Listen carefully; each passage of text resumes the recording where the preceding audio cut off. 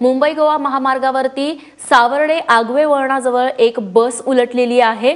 मुंबईवरून गोव्याच्या दिशेने जाणारी ही बस आहे ती विशाल ट्रॅव्हल्स कंपनीची बस असल्याचं कळतंय। यामध्ये एकूण 47 प्रवासी प्रवास करत होते। यामध्ये काही प्रवासी गंभीररित्या जखमी झाल्याची देखील माहिती मिळतेय।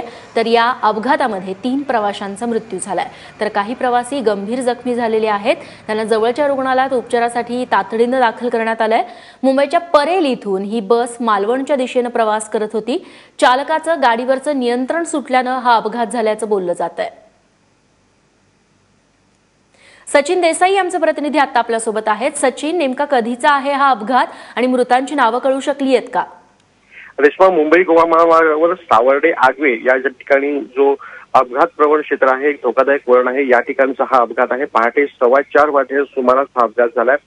मुंबईच्या परेल भागातून बहुतांश प्रवासी आहेत। जवळजवळ 47 प्रवासी या बसमधून प्रवास करत होते आणि पहाटेच्या वेळी या अपघात प्रवण क्षेत्राच्या इथंच चालकाचा गाडीवरती ताबा सुटला आणि गाडी महामार्गावरती पलटी झाली आणि याच ठिकाणी या अपघातामध्ये 2 ते 3 जण या गाडीतून बाहेरही फेकले गेले आणि यामध्ये 3घांचा मृत्यू झालाय।